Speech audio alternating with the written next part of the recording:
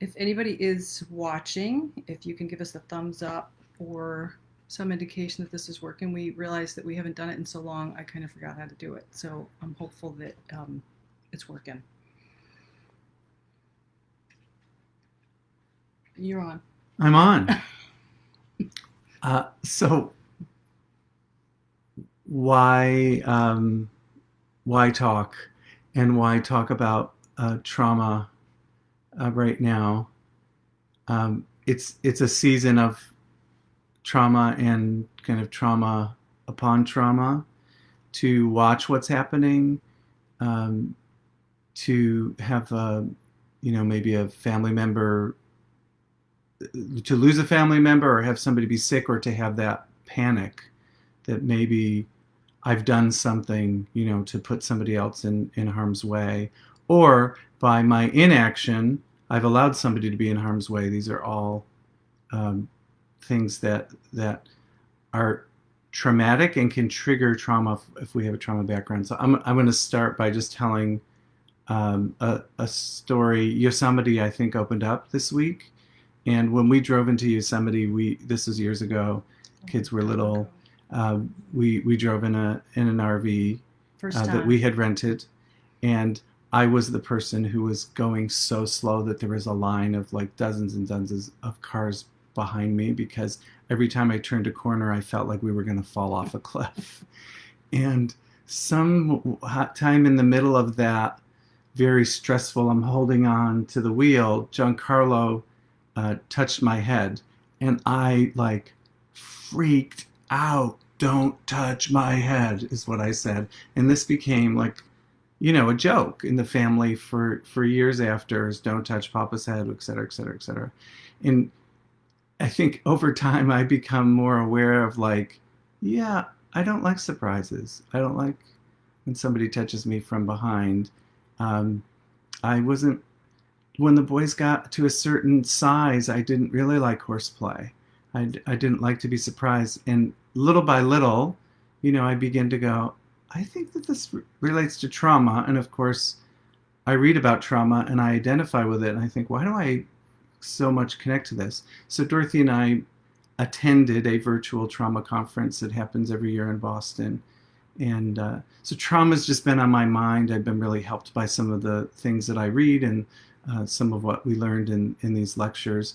And so we just wanted to open up that conversation because we think it might be helpful in recognizing that uh, if you have some understanding of something but you're not an expert in it, you might be wielding the thing wrong. And so we're going to risk that by just making some connections and hopefully giving some helpful tools. And as Christopher mentioned, so there's all the illness related trauma through COVID, not just the fact that people are dying, sometimes friends, sometimes relatives, but then the reality that we can't appropriately mourn them. That's also sort of a form of Yeah. trauma. And then all of the racialized violence that's been happening over the past couple months. And obviously, it's been happening long before that, but it's somehow um, there's a perfect storm that's happening that's allowing us to be in the middle of like a pandemic within a pandemic. So, back in the 1990s, there was a group of doctors and clinicians out in California at Kaiser Permanente, which is their version of Harvard Vanguard, I guess, out there, who created this study called the ACE study, and ACE stands for Adverse Childhood Experiences. And what they wanted to do is to try to understand why is it that some adults thrive and other adults, in the midst of difficult circumstances, tend to not thrive. In fact, they may make really poor choices. They may end up being unable to get out of addictive behaviors or difficult relationships. And they began to piece together that what happened to these folks who were not being successful had a lot to do with what happened to them when they were children. Very, very insightful that these people began to put the pieces together. So, trauma could be neglect, could be child abuse, could be name calling by family members or by parents, could be not having your emotional or physical needs consistently met, could mean that you were shamed when you expressed your needs, could be being exposed to pornography at a young age. They've begun to see now that that actually registers in the brain as trauma. And obviously, any kind of incest or inappropriate sexual behavior that was shown towards a child would be traumatic as well. For somebody like me who is highly sensitive, watching really violent things can be and has been traumatic. You know, I grew up in the 60s and 70s, and there were all of these like horrifying occult movies during that time period, which of course, because I had absolutely no boundaries as a child, I watched them all. And I can still recall some of the grisly, gruesome scenes that happened in those movies. So that registered for me as a trauma. Parents divorcing can register for a child as trauma. And my father dealt with alcoholism for about 10 to 12 years when I was growing up. There was lots of trauma that was involved in that. And Christopher, do you want to talk about your dad and what happened Yeah, there? and go gently into this because this was certainly a season when getting hit by a belt was a form of discipline or punishment, and that happened. And I think that I discounted it because, yeah, that kind of happens to everybody. But I think that being physically hit and having that happen in the presence of rage or anger just registered for me as trauma. And the tricky thing about trauma is that my trauma in comparison to somebody else's trauma might seem slight. And so it's not really about blame, it's really about impact. And it's about, what happens as Dorothy's just talking about watching movies, the notion that we're watching traumatic incidents happen that are not movies. These are not staged. These are Right. real things. And we're watching them maybe again and again. We're seeing the same video of George Floyd again and again and feeling like, oh my gosh, this is traumatic. This is traumatic for children who are watching these Right. things now, as well as them processing what does that mean for me as a white person, or what does it mean for a person of color? These things are fraught with anguish, and they trigger memories, and it's very difficult for us to contain our responses to these things. So I think trauma is a useful word to help us to understand what's happening to us. And it's really unfortunate that many of the studies, at least until fairly recently, often didn't even take racialized trauma into account. And racialized trauma, again, as we have such clear evidence of in the past month, it's just happening everywhere, all the time, all around the globe. And it deeply affects people of color. So a friend of ours, Sheila Wise Rowe, wrote a book, Healing Racial Trauma, which I can't recommend highly enough. It's a phenomenal book. And it's not just for people of color. I, as a white person, felt like I learned so much and I gained so much understanding of what life is like for folks of color. So Christopher's just going to read Sheila's definition of racialized trauma from the book. Sheila writes, racial trauma can be defined as the physical and psychological symptoms that people of color often experience after a stressful racist incident. These personal or vicarious incidents happen repeatedly, causing our racial trauma to accumulate, which contributes to a more insidious chronic stress. According to the report titled The Impact of Racial Trauma on African Americans, the effects of racial trauma include fear, aggression, depression, anxiety, low self-image, shame, hypervigilance, pessimism, nightmares, difficulty concentrating, substance abuse, flashbacks, and a relational dysfunction. People of color also carry unhealed racial trauma in their bodies. The physical symptoms include hyperactivity, heart disease, headaches, and poor concentration. Yeah, and as Sheila just mentioned, if you go through the ACE test, and we'll put a link on the Facebook page when we're finished with this so that you can find it easily. The higher your ACE score, the higher your risk of conditions later in life. And that includes physical conditions such as obesity, heart disease, headaches, depression. the higher your tendency towards addictive behaviors, and also the more likely you're going to be to struggle in intimate relationships, whether that's a marriage or a partnered relationship, and with your as you parent your kids, and in particular as the kids go through the ages where you experience the most trauma, that can often be a trigger point for folks. So there's, in addition to that, there's several factors to how trauma affects us. One is the more adverse experiences you have, the greater the cumulative effect, which, of course makes sense. And that's also why racialized trauma should be considered in these studies, because from what I'm hearing and understanding, folks of color, like, there's no escape from it. It just keeps happening again and again and again. The younger you were when the trauma happened, the greater the impact for you.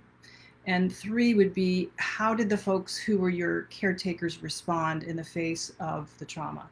Were they supportive and nurturing? Did they listen to you? Did they address your pain? Did they do whatever they could to prevent you from future harm? And if all those things happened, then you probably had your ACE score, while it might be high, you might still be a very resilient person who's able to overcome things. And what many of these studies have shown is having just one caring, safe relationship early in life gives a child a much better shot at growing up. And conversely, if our caretakers negated traumatic incidents, if they dismissed your pain, the effects of trauma are very deep, and they can be very long lasting. And when I've talked about trauma and considered trauma for myself, I'm often thinking of the more individual events, not this kind of systemic, sustained trauma that we're seeing around race. But the importance of believing a person who's been traumatized when they tell the story, when they say, this is what happened to me and this is the impact that it has. So what we end up seeing in some conversations that are happening now is a refusal to believe that these events are traumatic, and a blaming of the person who's been traumatized, like you brought this on yourself, or you're making a bigger deal about it, or you should just forgive it and move on. Mm-hmm. And if you said any of those things to somebody who had been sexually abused as a child, you would just think that's a ridiculous thing to say. Of course you're not going to say that. And yet those kinds of things are being said about people of color all the time, as if these events were not traumatizing. And just saying that just fills me with such anguish that's the conversation that's happening. This trauma conference that we went to is centered around, or he's a team player, but Bessel van der Kolk is the person who gathers a lot of scientists together, and his book, The Body Keeps the Score, has this kind of understanding of the way that the body carries the trauma. And so it's not just enough to talk about the trauma. It's not just enough to have somebody acknowledge that the trauma is there, but there's a need for the body to have that kind of safe overriding of the traumatic experience. And so just go back to those seemingly trivial stories that I mentioned about being like hyper responsive to touch, of just realizing my body was still carrying the sense of, I don't like to be overpowered, I don't like to be surprised, so stay away from me. And the impact that would have, because that anger would flare up, seemingly out of nowhere, in front of Dorothy or toward her or toward the kids, and for them to, not only was I not able to interact with them in a way that would be playful, but then they're also getting this kind of negative, angry energy, and it's because I'm still somewhat carrying that with me. And how is it that I can move through that in a way where, there's some of these things are scars that I bear with me. It's kind of the cost of being in relationship with me. But at the same time, it's grievous, the amount of loss that's there. And then I project this, which again, I feel like is such a small, subtle story in comparison to some of the things that are being played out in front of us. And then I can only just imagine, like, how do you move forward? How do you say, you're safe in your skin, you're safe in your body, when that can't be guaranteed? And you can see how these kind of dynamics play out in the context of a relationship. So as Christopher just mentioned, I'm still needing to remember not to come up from behind him and touch him. He's less reactive about it, but it does still often cause a reaction or sort of like a quick withdrawal.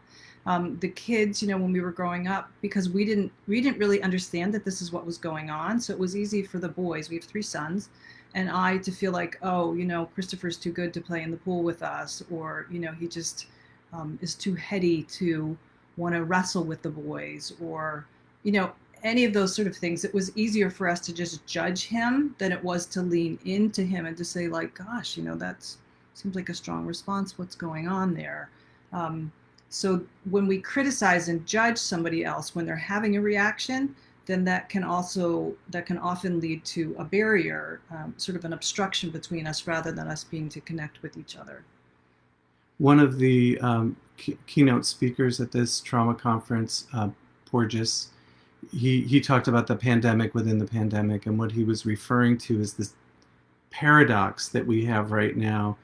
The normal human response when we're in jeopardy or in danger is to actually reach out and touch, to seek a hug, to be connected. But now we're in a season when actually to reach out and touch is also threatening. Mm-hmm. So we have this double bind where we can't quite get out of the feeling of distress that we have. And for people who have experienced many traumas over periods of time, this can be something that just cuts them off from relationships, most significantly with intimate partners or with family members.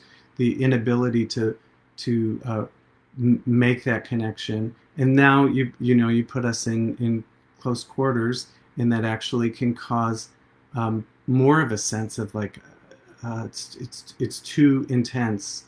I don't feel the sense of safety, and of course we can infect each other, which is this other layer of complexity. So some of us, when we're in the midst of facing the potential threat of another trauma, or the past traumas have gotten triggered by something that's going on, can shut down and literally just sort of, it's a cutting off from all of our emotions and just sort of going about our day without really being able to connect with ourselves or with other people. For some folks, it's lashing out, like that has become a self-protective mechanism to protect ourselves from the potential of more trauma. Either way, both of those options or anything else that's in between results in a disruption of connectedness. And it's actually the connectedness that we can have with a safe enough other person that will help us to really begin to process the trauma. So we've, I think, defined the problem. There's a problem for some of us. It's a historic problem. For some of us, it might be the problem of just these months that we're in. So what do we do about that? Mm-hmm. And there are ways in which we can improve in our ability to connect. There are ways in which we can push across those barriers and rebuild trust. And I'm going to reference a different talk in a few minutes, but there was a distinction that was made in this talk between empathy, really important, and compassion, really important, but they're not the same thing. And this is from a Berlin-based researcher named Tanya Singer. So empathy, which I think probably most of us are really familiar with, is being able to feel what somebody else is feeling. So it's not just cognitive understanding. It's not sympathy, which is sort of like, oh, I'm sorry, but I suffer if he's suffering. If he's feeling pain, if he's grieved, then because I love him and because I choose to be empathetic, I feel it right alongside of him. And it's not only suffering and pain, like we can also have empathic joy too. Yeah. So it's not just that it's with the hard things. There's a sort of emotional resonance that happens when we're actually empathetic with another person. And empathy should lead to a healthy, compassionate response. In other words, action. So it's not simply sitting with somebody and feeling, which is really important, but then the empathy should compel us to go out and to act. And here, this researcher was talking about empathy and compassion as being different things. So empathy is I'm feeling what you're feeling while you're feeling it. Compassion is you're feeling distressed and I feel like I want to help you, but I'm not in your distress while that's happening. And why that's such a helpful, I found it to be a helpful distinction is sometimes, and I'll use small examples. If Dorothy has a difficult interaction with a person and she tells me about it, I can instantly get really angry at the person who mistreated her. So I go from empathizing with her feeling, then my feelings can overpower her feelings, and then next thing you know, like I'm telling her what to do, and I'm saying, "Oh, you got to put up with it. I'll beat up for you, whatever," which completely overrides and is not useful to her. Whereas for me to step out of that empathy and go, "But that's her. Those are her feelings. I now understand what her feelings are because I felt them, but now I'm going to step out of that and now I'm going to show compassion to her." That's actually harder for me. It's easier for me to empathize than it is to show compassion. And yet that compassionate response keeps an objectivity and it allows me to actually be an advocate for her rather than just like a co-agonizer. So this is a quote from Tanya Singer from that conference, which I think is held every year In Boston. here Yeah. in Boston. Bessel van der Kolk is the one who I think organizes it. So this is a quote from Tanya Singer. "Empathy and compassion are two totally different responses, not just socially, but the neural network in our brains that's involved. When I'm compassionate with another person, I don't have to share their feelings. It's rooted in care and affirmation and love. It's a feeling of concern, and it's a desire for them not to suffer. Compassion is a feeling of concern for the other, feeling for someone. In terms of humankind, when we see another suffering, our brain actually activates, it lights up, and we begin to feel, and then we're compelled to get involved." And so she's making distinctions because they're doing research on brain response, and they can see that when compassion is happening, that's a different part of the brain than when empathy is happening. Isn't that crazy? Because it seems so similar. And that when you develop, you can grow in compassion and you can grow in empathy. And empathy and compassion are not the only factors, but there's this other factor too, which has a very weird name. I think it's called theory of mind. And what it essentially is our ability, not through feelings, but through more of a cognitive understanding of knowing how a person thinks, that somebody else, they have their own perspective, they have their own way of thinking about something, their own way of processing something. And I, as a person who's not them, understand a little bit of that complexity. And if we don't have empathy, compassion, and this ability to theory of mind, this ability to understand how somebody thinks, we are not going to be able to stay engaged for the long term, both interpersonally and also with somebody who's in distress. We're gonna be inclined to want to fix them, or we're going to be inclined to come in conflict with them because we don't understand them. And some people, their life experience is so different from ours that we can't empathize with them. We just don't understand it all. But we can go, oh, that person has lived in a totally different culture, has a totally different understanding of the world. How can I understand the parts of that make up their thought life as distinct from my own?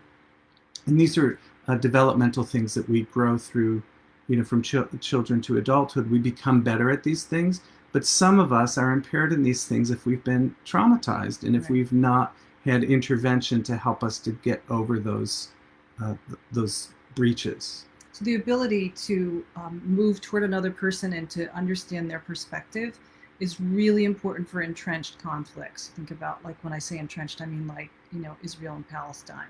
So in order to work those kind of things through, we have to be able to have theory of mind. We have to be able to gain perspective from the other person's side. And it's, as we all know, it's really difficult to be empathetic with someone when they have a very different understanding of the world than we do, when they have different experiences of the world. And we can see this playing out in the United States right now between whites and blacks, between, the left liberals and the right, whatever you want to call them, that it feels like that there's such a great distance between the two that, never the twain shall meet. If we made a Venn diagram, the point of overlap would be really, really tiny. But having objectivity to understand what someone else believes is actually a form of empathy. And it's particularly important for us to empathize with each other when our natural tendency is either to pull away or to judge and to criticize. And to bring it back to very, relationship, intimate scale, which we're kind of going global, and then we're coming back to like, what does it mean in a relationship?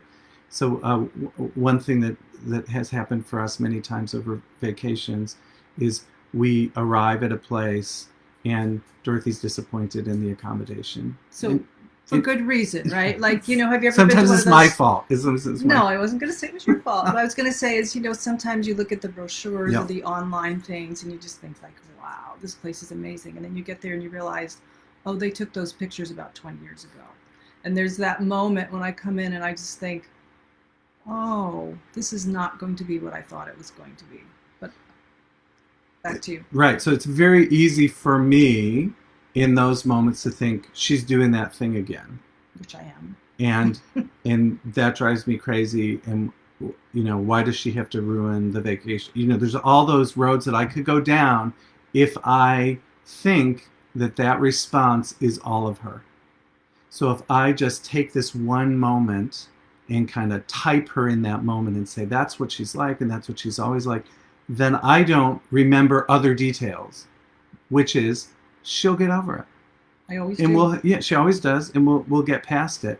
And so that ability to know, well, there's a part of her that might respond in that way, but there's another part of her that's very resilient. There's another part of her that's very forgiving, and that will make the best of something. And she has a track record in that. But if I don't see the full complexity of her, then it's very easy for me to react to one part of her in a judgmental and a negative way.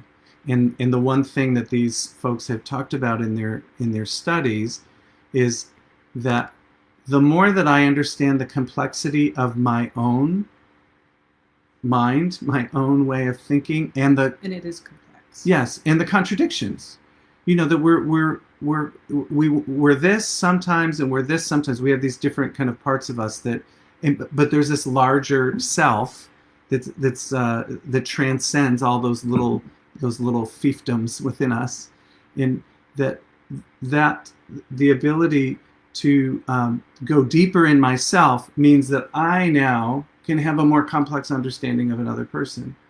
So if you find yourself like always stereotyping one person, you might not know yourself well enough to be able to have a complex understanding of another person. So one way of growing in a deeper understanding of other people is to kind of understand your own contradictions and understand your own deceptive heart in your own ways in which you believe things that aren't true or overreact to things. And so there's compassion, there's empathy, there's this theory of mind, and there's also self-compassion. So in doing that, it's not really useful to just bash yourself and to shame yourself, but to go, okay, in this self-compassion for me comes out of God's compassion for me, that God loves me and esteems me. And so then I can kind of go, okay, that's just part of me. And as I receive that compassion, it becomes easier for me to grant that compassion to somebody else who I don't understand as well as I understand myself.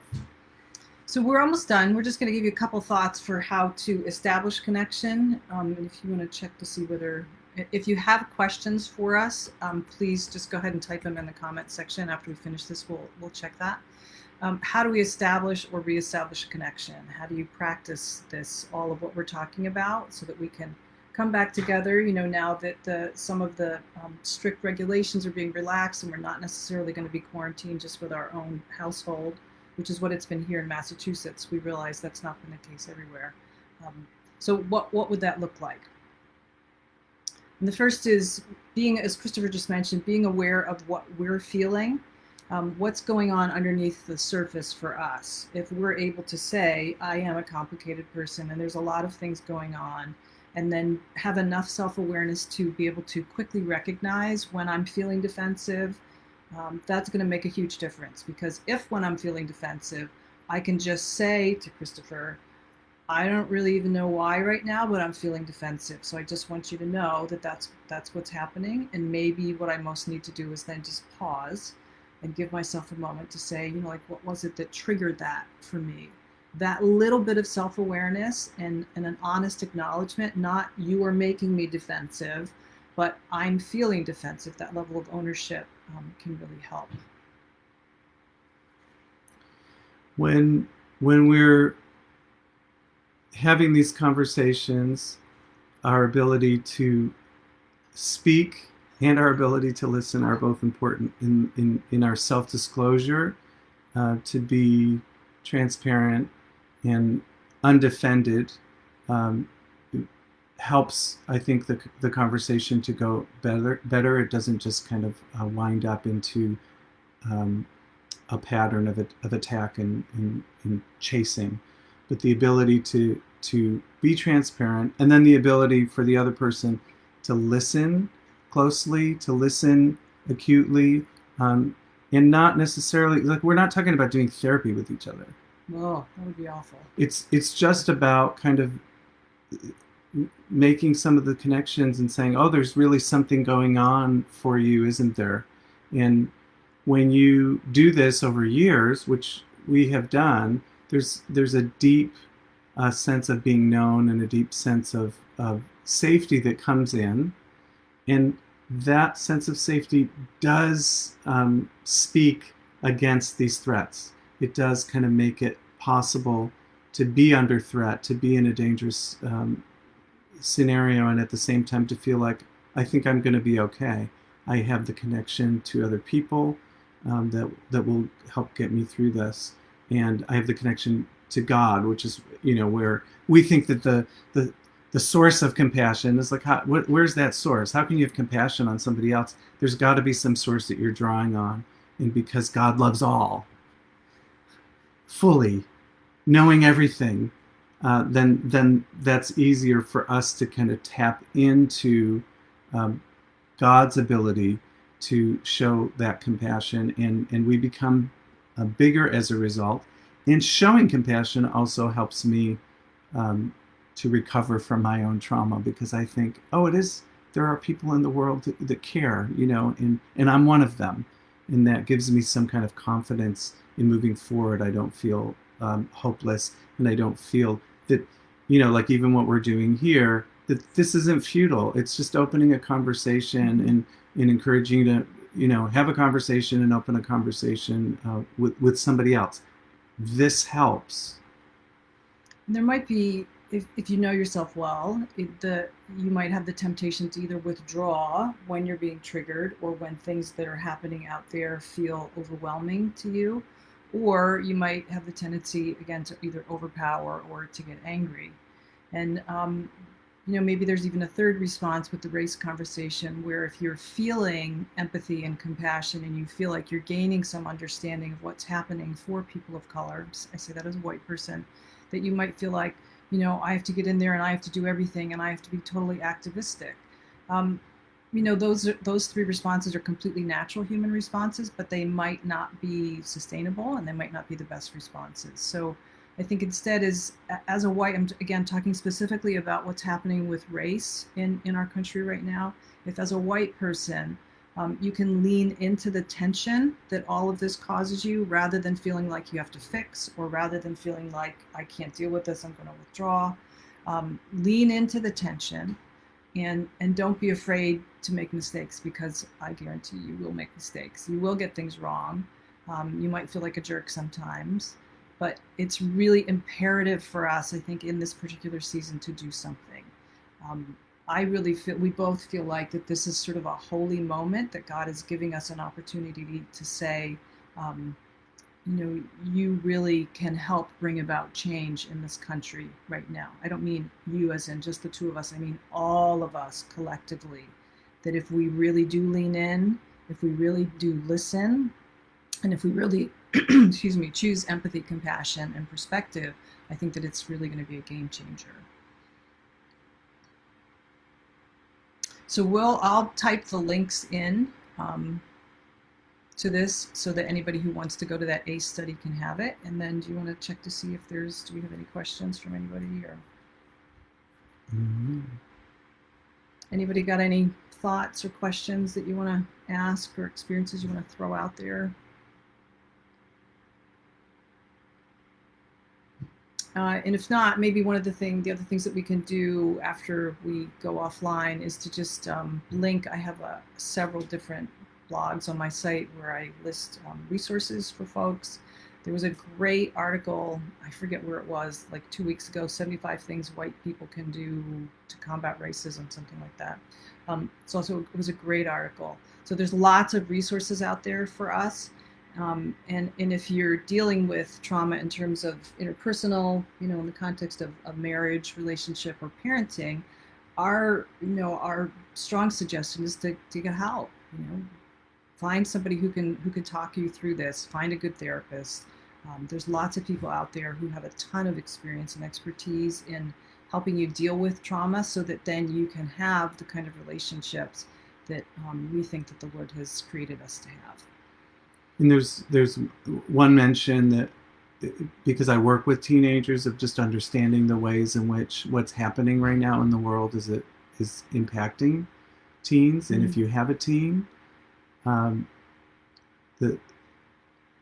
those conversations might be difficult in a non-traumatic season. Like, how do you bridge across when they may not have words in a normal season, but then in this season too, and just finding ways of normalizing the connection, and kind of drawing them out about, how is this impacting you, or even the boundaries of, do you want to talk about this, do you not want to talk about this, because sometimes talking about it is re-traumatizing. Right. And so just, but by being able to reach out and say, hey, I notice and I care, and you can't, that means something, even if then it doesn't get fully processed. And sometimes when something's happening is not the time that it can get processed, it gets processed later. And so the connections that you build now might open up a conversation, in 3 months or in 6 months, to be able to go deeper into that. Okay, so I'm not seeing anybody have any questions.